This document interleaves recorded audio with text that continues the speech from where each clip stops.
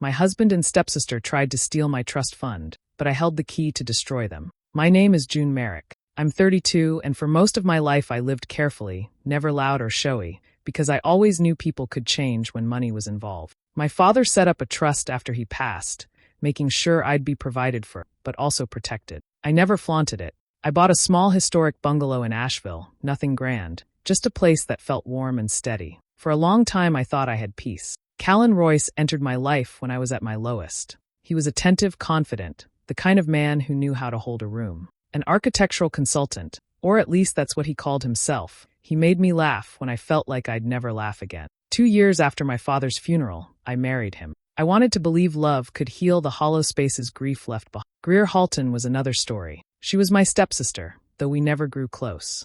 My father's second wife had her late in life, and after the funeral she just lingered. She was younger, restless, secretive. There was always something unreadable about her eyes, like she wanted more than what was ever given. I tried to keep things civil. Family, even strained family, felt like something I should honor. Then one Tuesday afternoon I opened the mail. It was just a routine packet from the trust administrator, balance sheets, recent activity. Nothing unusual, at least at first glance. But halfway down the page, I froze. A large transfer attempt had been flagged, blocked before it could clear. The destination? An LLC I had never heard of. My chest tightened when I saw the registered manager's name, Callan Royce.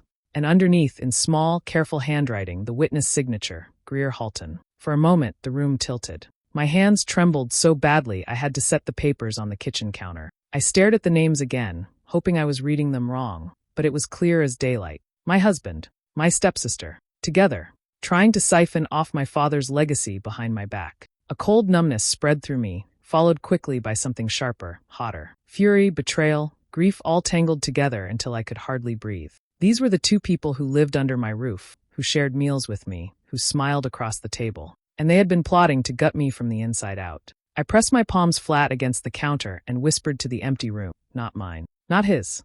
Never. They thought I wouldn't notice.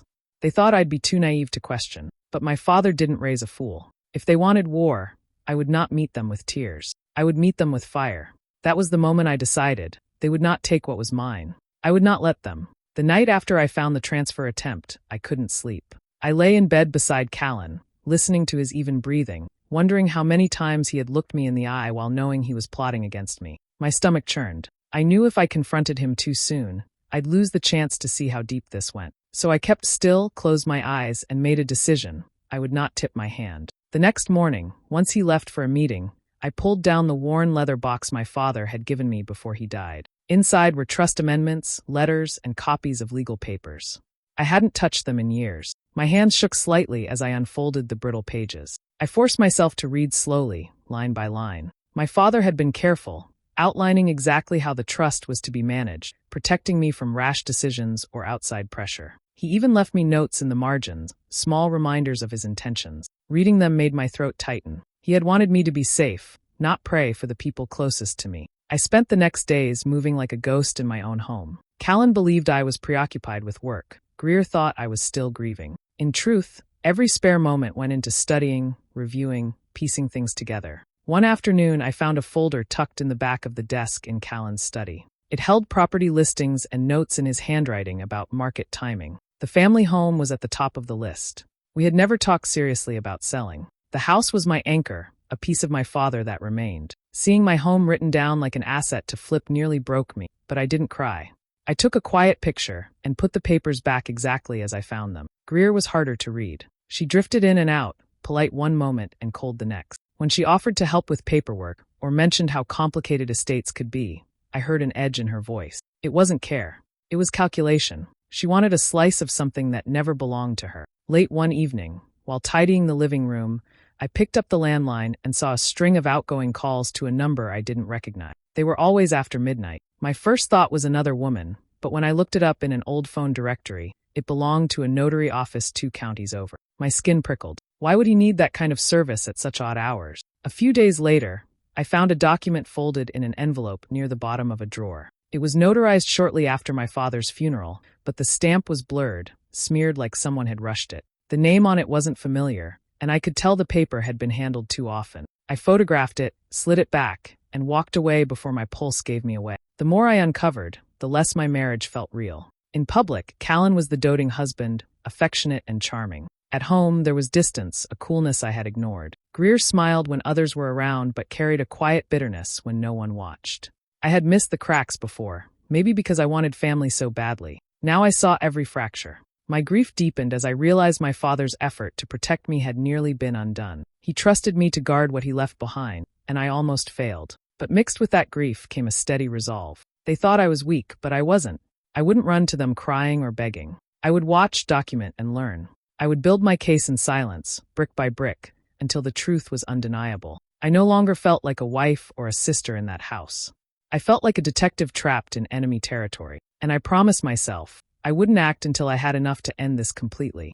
I knew I couldn't fight this alone. Callan was smooth, practiced in charm, and Greer had a way of slipping through cracks, making her schemes look like misunderstanding. If I wanted to expose them, I needed people I could trust without question. The first name that came to me was Marta Lowry. She had been my father's paralegal for nearly 20 years before she retired. Marta knew every clause in his trust and every adjustment he'd made over time. She had a memory like iron, the kind of woman who could quote page numbers without looking at a book. I called her one afternoon, keeping my voice steady, and told her I needed help reviewing paperwork. I didn't mention Callan or Greer. Just said I wanted to make sure everything in the estate was in order. Marta didn't hesitate. She said she'd meet me at her kitchen table, coffee waiting, as though she'd been expecting my call for years. The second person was Ezra Klein. Years ago, I worked briefly on a project where Ezra, a forensic accountant, had been hired to untangle a messy dispute. He was sharp, quiet, and exacting. I remembered the way he explained complicated numbers so simply, as if he'd been teaching rather than showing off. I sent him an email, careful not to mention too much, and framed it as a routine review of trust accounts. Within a day he responded, agreeing to meet. He asked for a small retainer, nothing unreasonable, and said he'd keep everything private. I could feel my shoulders loosen when I read his reply. With Marta and Ezra quietly in place, I began collecting what I could without raising suspicion. Every time a trustee's statement came in the mail, I made 2 sets of copies, one to keep hidden in a locked box, another to pass along. I didn't leave them lying around, didn't alter anything, just neat, exact records. One evening, while folding laundry, I found a receipt in Callan's jacket pocket. It was from a print shop in another town, dated only a week before. The description was vague, document preparation. I slipped the paper into my notebook, snapped a photo with my phone, and placed it back exactly as I found it. My heart raced the whole time, half convinced he'd walk in and see me, but he never noticed. There was also a voicemail that came through on the home line while I was alone. A man's voice asked for Callan, mentioning something about a follow-up signature. I didn't delete it. I let it play out, memorized the tone, then replayed it twice more to burn the words into my head. I knew Marta and Ezra would want to hear it. Each small piece I gathered gave me a sense of control I hadn't felt in weeks. For the first time since discovering the transfer attempt, I wasn't paralyzed. I had allies now, people outside the house who carried no agenda against me. When I shared fragments of evidence, they didn't dismiss me or suggest I was imagining. They listened, they believed, and they guided me gently without asking for more than I was ready to give. The anxiety never left, but it shifted into something sharper, steadier. Instead of spinning in circles, I was moving forward. I was trusting my instincts again, and each step made me feel a little less like prey and a little more like someone preparing for a fight she knew she could win. Ezra worked faster than I expected. Within a week he called me to his office, a quiet space above a bookstore, and laid out a folder thick with printouts. He didn't waste time with small talk. He pushed the papers toward me and began explaining in that steady, calm tone I remembered. What he showed me made my skin crawl. There was a company registered in a neighboring state, just a thin shell on paper with no real activity. Its only listed manager was Callan. The address was a rented mailbox, the kind people use when they don't want to be found. Through this company, he had attempted several small transfers from accounts linked to the trust. Each one had been blocked or flagged, but the persistence showed intent. He wasn't careless. He was testing the system, seeing how far he could push before alarms went off. Ezra pointed out something else: Callan's consultancy invoices. Dozens of them, billed for vague projects, none with clear clients. The amounts lined up almost exactly with the sums attempted from the trust. It looked like he was padding his own books, trying to show steady income when in reality he was trying to draw from money that wasn't his. As if that wasn't enough, Ezra leaned back and mentioned a lost document claim that had been submitted to the administrator months earlier. Someone had tried to argue that a key amendment was missing, and that this absence justified a shift in beneficiary. The handwriting on the request didn't match Callan, and Ezra didn't say the name, but I didn't need him to. I could see Greer's shadow all over it. Later, at Marta's kitchen table, I told her what Ezra had found. She listened carefully, then shuffled through her stack of old papers and pulled out a page I had never noticed before. At the bottom of one amendment, in the smallest type, was a footnote my father had agreed to years ago. It stated that if I were ever declared incompetent, abandoned, or unable to manage my own affairs, control of the trust could pass to another family member. Marta looked me in the eye and said softly, "Do you remember how Greer's mother always said you were fragile? That you weren't capable of handling pressure?" The words hit like a fist. I remembered those days, the sly comments, the way her mother had smiled sweetly in public while whispering doubts in private. At the time I thought it was just cruelty. Now I saw it had been strategy, laying the groundwork to one day argue that I was unfit. The pieces came together, and I felt the weight of the betrayal more than ever. This wasn't a quick grab for cash. Callan and Greer weren't just trying to take my father's money. They were trying to erase me from my own life, to twist the law until it declared I didn't matter, that I couldn't be trusted with what was rightfully. It wasn't just theft. It was an attack on who I was, on my father's faith in me, and that cut deeper than anything. I left Marta's house with the papers clutched to my chest, my pulse steady, but my hands cold. I finally saw their plan for what it was. Not a single act of greed, but a long game meant to destroy me from the inside out. And if that was what they wanted, then I would have to play a longer, sharper game in return. The night after Marta showed me the footnote, I sat alone in my father's study. The house was quiet, the kind of stillness that made every tick of the clock sound heavy. The study still smelled faintly of his cologne, even after all these years. His books lined the shelves, spines worn from his hands, and his chair sat by the desk where he had spent countless evenings balancing accounts, writing letters, humming under his breath. I sank into that chair and pressed my face into my palm. For the first time since discovering the truth, the weight broke me open. I thought of his last days, how thin his hands had grown, how he had gripped mine and told me to trust myself. He believed in me more than anyone ever had. And now the two people I let closest were spitting on that faith, twisting his efforts into a weapon against me. It felt like losing him all over again, only this time through a knife in the back. I cried until my chest ached. It wasn't the soft kind of crying. It was deep, raw, the kind that made it hard to breathe. I pressed my forehead against the wood of the desk and whispered to him as if he were there, promising I would not let them undo what he built. I told him I was sorry for being blind, sorry for trusting the wrong people, but that I would make it right.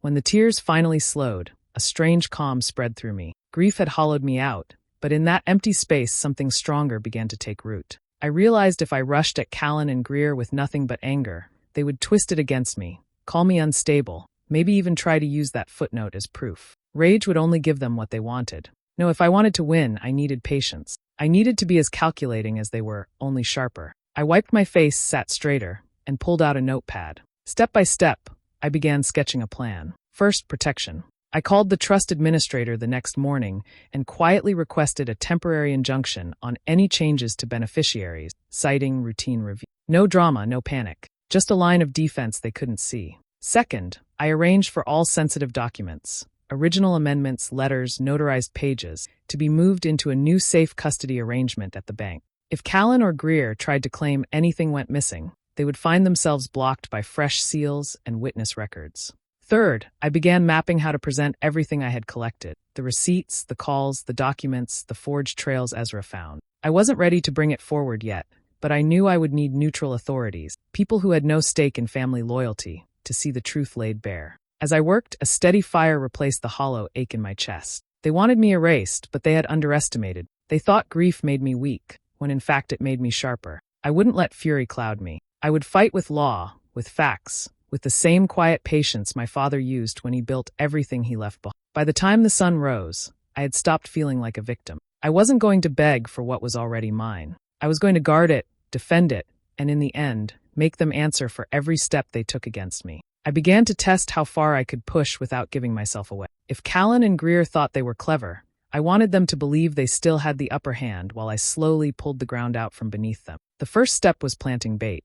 I left a decoy ledger in the drawer of my desk, filled with harmless notes about routine bills and old account numbers I hadn't used in years. It looked just real enough to invite snooping, but contained nothing that could harm me. Beside it, I placed an old journal I had kept when I was 20. It was full of mundane worries and the insecurities of a much younger self. I knew Greer couldn't resist flipping through it, searching for weakness. If she read it, she'd find exactly what I wanted her to see, a version of me she could underestimate. Every move I made, I wrote down with the time and date. Ezra showed me how to create digital backups that no one could tamper with. If Callan or Greer ever claimed something different, I'd have proof of what I'd done and when. It felt like building a fortress one stone at a time. Small victories began to surface. One afternoon, the banker overseeing the trust called me, his tone cautious. He had noticed another flagged attempt to move money and wanted clarification. I didn't accuse anyone. I simply thanked him, confirmed no transfers had been authorized, and asked that everything unusual be frozen until further notice. His interest told me the system was working in my favor. The injunction I had placed earlier also came into play. When Callan tried to make an inquiry about changing beneficiary access, he was told the account was locked. He came home that evening tight-jawed, pacing the kitchen with a forced smile. He didn't say much, but his silence was louder than words. Greer's panic came more openly. She overheard Marta mention that a lost document claim had been invalidated after. I saw the flicker of fear cross her face, quick as a shadow. She tried to mask it with a laugh, but her fingers twisted the edge of her sleeve. For the first time, I knew she felt the walls closing in. Meanwhile, Callan started to notice my distance. I wasn't cold, but I wasn't leaning on him either. I answered questions plainly, kept my routine steady, and avoided the affection he expected. He grew restless, his mask slipping around the edges. Arguments flared over small things. Dishes left in the sink, a forgotten errand. Once, his words slurred at dinner, the sharp scent of alcohol clinging to him. I watched him lose the smooth polish he once wore so easily. Part of me felt vindicated. The more I tightened my quiet hold, the more their control unraveled. But at night, when I lay in bed staring at the ceiling, a hollow ache spread through me. This was my husband, my stepsister, people who had once shared my table, and I was dismantling them piece by piece. Revenge tasted sharp, but it also carried bitterness that settled heavy in my chest. Still, I couldn't stop. The power of steering the story, of staying 3 steps ahead, gave me strength. It cost me pieces of my peace, but it also reminded me that I wasn't helpless. I was the one setting the stage now, and they didn't even know it. Ezra called me late on a Thursday evening and asked if I could come by his office the next morning. His tone was different this time, clipped but certain, like he had found something he couldn't leave on paper. When I sat down across from him, he slid a folder over and told me to look carefully. Inside were printouts of emails and forms with clear timestamp. There was no guessing anymore. Callan had been in direct contact with a notary, arranging payments for backdating documents tied to the trust. The notary had sent receipts and confirmations that left no doubt. It wasn't sloppy work, it was deliberate fraud. Beside those pages were copies of forged amendments. Ezra had compared them with Marta's archive of my father's original paperwork. The handwriting that added false notes and altered lines didn't belong to Callan. It matched Greer's. The loops of her letters, the pressure of her pen. It was her hand trying to reshape my father's words into something they could exploit. The evidence was undeniable. Seeing it laid out should have felt like victory, but all I felt was an icy hollowness. My husband, my stepsister, there was no more room for doubt. They had conspired together, leaving their marks on documents meant to protect me. I knew better than to confront them in anger. If I lashed out too soon, they could twist it against me. So I decided to turn their tactics back on. With Marta and Ezra, I mapped out a sting. We would invite Callan and Greer to the house under the pretense of signing a final settlement document that would secure the trust once and for all. They would believe it was their victory. In truth, it would be the moment they trapped themselves. The planning was meticulous. Marta would act as the neutral witness, calm and professional. Ezra would monitor from a distance, ready to capture everything digitally. I rehearsed my words in front of the mirror, soft and steady, never showing the anger burning inside me. I practiced keeping my hands still, my voice even, so I would look like a woman ready to surrender, not one ready to strike. I gathered the real evidence, emails, receipts, handwriting comparisons, and prepared duplicate sets. A trusted courier agreed to hold them until I gave the signal. The moment Callan and Greer signed the fraudulent settlement, those packages would be delivered to the trust administrator, and a lawyer already waited. There would be no time for them to twist the story. At night, though, the weight of it pressed on me. I moved around the house like a stranger. The man sleeping beside me wasn't my husband anymore, and the young woman in the next room wasn't my sister. They were conspirators, and I was baiting them into exposing themselves. The isolation stung. I thought about the holidays we had spent under the same roof, the dinners where we laughed, and I felt the sharp edge of betrayal all over again. Still, I stayed steady. My father's voice echoed in my memory, "Trust yourself." And I did. I was no longer a woman clinging to hope. I was the one setting the stage for their fall. The day of the meeting came heavy and still. I set the dining table with plain folders, pens, and a pitcher of water, nothing more. I wanted the space to feel ordinary, as though it were just another conversation at home. Inside me, though, every muscle was braced. Callan was the first to arrive, stepping in with that same polished smile he wore at business dinner. His voice was smooth, practiced, almost too bright. He kissed my cheek like everything between us was normal, but I saw the tightness in his jaw. Greer followed soon after, moving quickly, her bag clutched too close. She looked restless, her eyes darting around the room. She tried to laugh, to make small talk, but it sounded forced. She wanted this over with, wanted her payoff clean and fast. I welcomed them both with a softness I had rehearsed. My tone carried exhaustion, the sound of someone too tired to keep fighting. I told them I was ready to sign, that I wanted peace, that dragging things out had left me drained. Their eyes met across the table, a silent flash of victory passing between them. I slid the settlement packet toward them, my hands steady. Marta sat beside me, composed, pen ready, her role that of a neutral witness. She said little, only confirming what needed to be confirmed, her face unreadable. Callan leaned forward, his fingers tapping the papers like a man who had already won. Greer picked up the pen with shaky eagerness.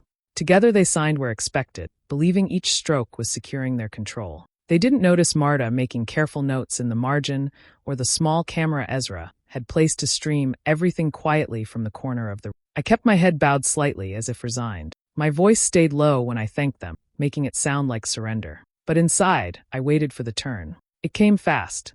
Marta cleared her throat and set her folder on the table. She pulled out the authenticated originals, the real trust amendments, the verified dates, the copies signed by my father years ago. Ezra's analysis appeared on the screen of a laptop nearby, numbers, signatures, and time stamps aligned with clinical precision. The silence that followed cracked the room wide open. Callan's smile faltered, his face folding in on itself as the truth pressed in. Greer's eyes went wide, her mouth opening in a sharp cry that echoed against the wall. She shouted denial, her voice breaking, but the forged handwriting lay in black and white before. Before either of them could gather themselves, there was a knock at the door. A detective stepped in, papers in hand, his voice calm as he read out the subpoena. He had been briefed days earlier, waiting for the right moment. The air in the dining room turned heavy. Callan slumped back in his chair, color draining from his face. Greer's shrill protests collapsed into silence, her hands shaking as the weight of what she had signed sank in. I stood taller than I had in months.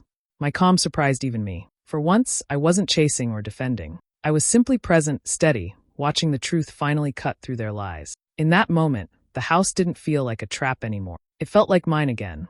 The days after the dining room meeting moved faster than I could process. Papers were filed, hearings scheduled, and suddenly my life was a chain of legal proceedings. Callan was charged with fraud and conspiracy. Greer's name appeared alongside his in documents detailing forgery and attempted theft. The court moved quickly to freeze their access to accounts and remove them from the household. One morning I woke up to find their things gone, the rooms they had filled standing hollow. On the surface it looked like victory. The law had caught them, and my father's trust was safe. But inside, I felt nothing like triumphant. The legal system was cold, and it made everything sharp and public. Depositions forced me to sit under fluorescent lights, repeating the same story while strangers scribbled notes. Each session dragged my father's death back into the room, each question slicing into old grief. Callan unraveled in front of me. His arrogance, the polished man who had charmed me, turned bitter. He glared across courtrooms, muttered under his breath when lawyers pressed him, and avoided my eyes completely. The mask was gone, replaced by something hollow and angry. Part of me wanted to feel satisfaction in seeing him stripped of his act, but instead I just felt tired. Greer fared worse. She was young enough to still believe she could outrun consequences, but prison was real, and people began to turn their backs on her. The whispers followed her, and she grew thinner every time I saw her in hearing. The sharpness she once carried dissolved into panic. I could see she hadn't only chased greed. Resentment and desperation had guided her, too. She had grown up in the shadow of a mother who fed her bitterness, and now she was paying the full price for it. I couldn't excuse what they had done. They had tried to erase me, to strip away my father's legacy, and I had no choice but to defend it. Still, late at night, I thought about the human cost. Callan's debts, his failed projects, his fear of becoming nothing, those had pushed him to betray me. Greer's envy, her hunger to belong to something she felt excluded from, had driven her into forging signatures. None of it made their actions right, but it made them more than monsters. They were people who chose wrong when faced with hardship, and I had helped destroy them completely. I would walk out of courtrooms feeling like I had won and lost at the same time. The trust was safe, my father's wishes honored, but the family I once thought I had was gone in ruin. Even the memory of their laughter at my table felt poison now. Victory, when it came, tasted bitter. I had done what I needed to do, but the scars were deeper than I expected. Justice had been served, yet it left wounds inside me that no verdict could heal. The court's final decision came on a quiet afternoon. I sat at the long table with my lawyer and listened as the judge confirmed that the trust would remain exactly as my father had intended. All clauses were reinstated, and safeguards were tightened to make sure no one could ever try to twist them again. Marta was named co-trustee, her steady hands and memory of my father now written into law. Some restitution was ordered, though I cared little for that part. What mattered was that his wishes were safe, and my future no longer sat under someone else's control. There were options placed before me, ways to make Callan and Greer's names drag through public mud. I could have chosen a path that humiliated them beyond repair. But when it was offered, I turned it down. They would face their sentences, their charges, and their shame without my voice adding fuel. It wasn't forgiveness, not even close, but I had no desire to carry the weight of vengeance any longer. I refused to reconcile, but I also refused to live with the taste of their ruin on my tongue. When the legal matters were settled, I sold the old house. Walking through those rooms one last time felt like closing a heavy book. Every corner carried both memory and betrayal, and I couldn't live among those ghosts anymore. With the sale finalized, I packed what was mine and left Asheville behind. I found a small lakeside town a few hours away, a place where mornings smelled of pine and evenings glowed with quiet sunsets. It wasn't grand, but it was mine, and that was enough. Life settled into a different rhythm. I learned to cook simple meals, to walk by the water, to breathe without waiting for the floor to fall out from under me. Marta visited now and then, always bringing a stack of paperwork and a smile, reminding me that trust, once broken, could still be rebuilt in some places. Ezra sent short notes about numbers and balance sheets, keeping his words dry and professional, but beneath them I sensed respect. One autumn afternoon I drove back to the cemetery. My father's grave sat under a tall oak, the leaves turning gold around it. I carried with me a single key, the one I had kept hidden during those long months of betrayal. It had unlocked not just the lockbox, but the path to unraveling everything Callan and Greer had tried to steal. I set it down on the stone, my hand steady. It wasn't about them anymore. It was about him, about me, about surviving. Standing there, I whispered the truth I had come to accept. Revenge had not given me peace. It had only carved deeper wounds. What saved me was not destroying them. It was reclaiming my own agency, refusing to be erased. I walked back to the car, lighter than I had felt in years. I knew I had destroyed them in the way the law demanded, but what I truly saved was myself. I would never forget, but I would go on,